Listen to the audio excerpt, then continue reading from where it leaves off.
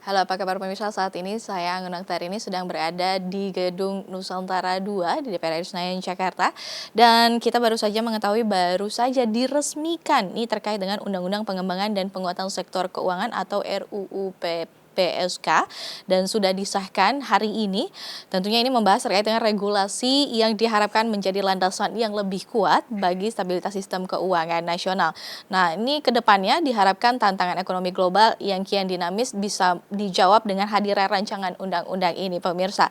Lalu seperti apa poin-poin yang dihadirkan dalam undang-undang ini, dalam PPSK yang telah disahkan tersebut dan bagaimana dampaknya terhadap iklim, ekonomi, investasi baik di dalam maupun di luar negeri dari Indonesia sendiri. Dan saat ini saya sudah bersama dengan Wakil Ketua Komisi 11 dari fraksi Partai Gerindra yaitu Muhammad Haikal. Halo, apa kabar Bapak? Baik, alhamdulillah, terima kasih. Oke, baik Bapak, tadi kita sudah menyaksikan bersama pengesahan terkait dengan undang-undang ini. Nah, ini apa aja sih Pak poin-poin yang krusial yang dihadirkan dalam Undang-Undang P2SK ini? Ya, memang Undang-Undang P2SK ini sebetulnya kan undang-undang yang relatif baru. Dia baru terbit pada tahun 2023.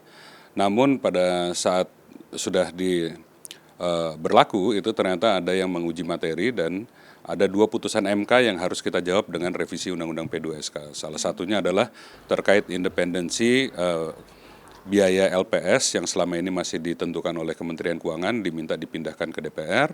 Yang kedua adalah soal penyidikan di sektor keuangan itu tunggal oleh OJK dan itu diminta agar dibuka, nggak boleh penyidikan tunggal oleh OJK.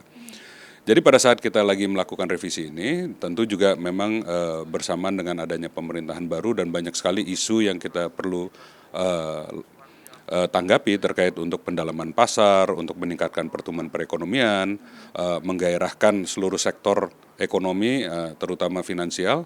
Ya, kita gunakan kesempatan ini untuk kemudian menambah beberapa isu yang berkembang setelah lahirnya P2SK yang pertama. Salah satunya dan ada penekanan juga tadi yang diminta oleh pemerintah ada beberapa hal. Satu, untuk kepastian pemberantasan judol dan juga penertiban terhadap pinjol-pinjol online supaya harus taat dan tertib kepada OJK. Jadi kita beri penguatan terhadap OJK sebagai leading sektor untuk menangani itu, tapi nanti mungkin dengan lintas lembaga dan kementerian. Di luar itu juga ada harapan dari pemerintah agar ada penguatan di sektor perbankan dan fungsi intermediasi bank, sehingga kita melalui undang-undang ini menugaskan juga agar dibuatkan cetak biru untuk perkembangan industri perbankan nasional. Di luar itu yang baru-baru tentu ada kita memperkuat adanya bond merah putih yang akan diterbitkan oleh Danantara tadi disampaikan oleh Menteri Keuangan. Ini juga diharapkan bisa menarik dana-dana yang ada di luar negeri.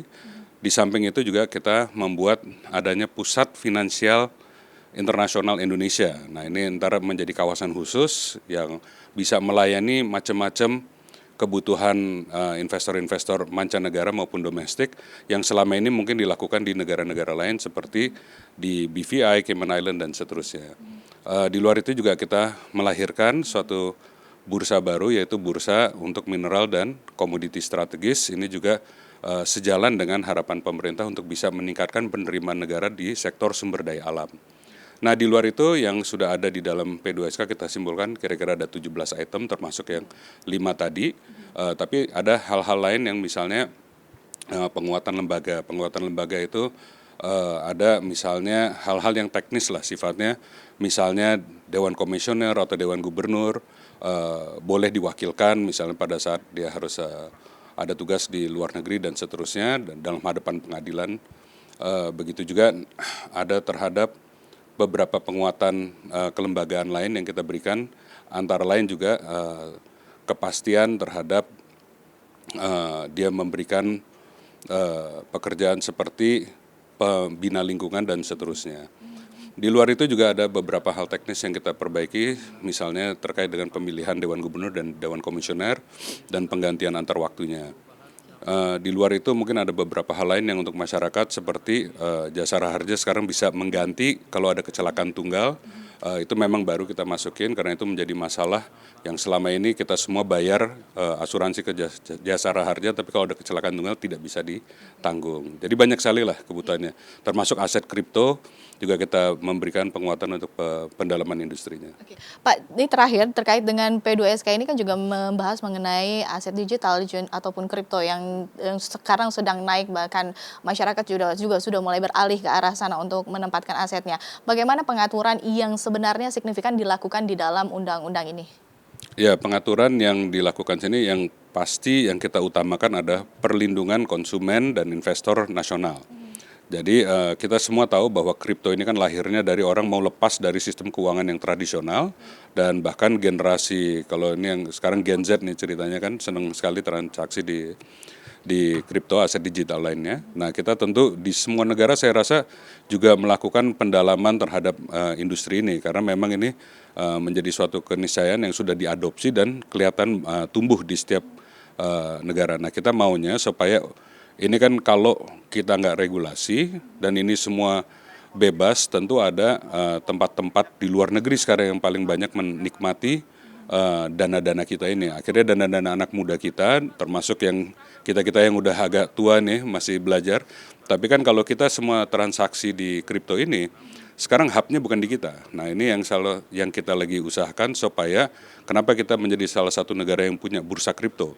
Supaya ini transaksinya bisa di sini, kita bisa amanin. Karena kan kita nggak tahu juga, kripto ini kan banyak diketahui, Pak itu nggak ada landasan apa-apanya, itu bisa jadi tuh dia nyedot uang dari suatu negara, nanti kalau sampai hilang nggak ada pertanggungjawabannya. Nah, itu yang kita perlu jaga. Memang kita mau kembangkan Indonesia menjadi salah satu hub, dan ini perwujudannya adalah pembentukan bursa yang sudah dibentuk oleh P2SK sebelumnya, tapi di sini kita perkuat dan perbanyak variasi investasi derivatif yang bisa dikembangkan dari bursa ini. Baik. Terima kasih Pak Hikal atas waktunya dan informasi terkait dengan P2SK ini, dan pemirsa kita mengetahui bahwa memang dari sekian banyak poin-poin yang hadir ini kembali untuk mensejahterakan masyarakat yang ada di Indonesia, mengamankan semua kepentingan untuk masyarakat Indonesia. Saya Angga Nektarini kembali ke studio.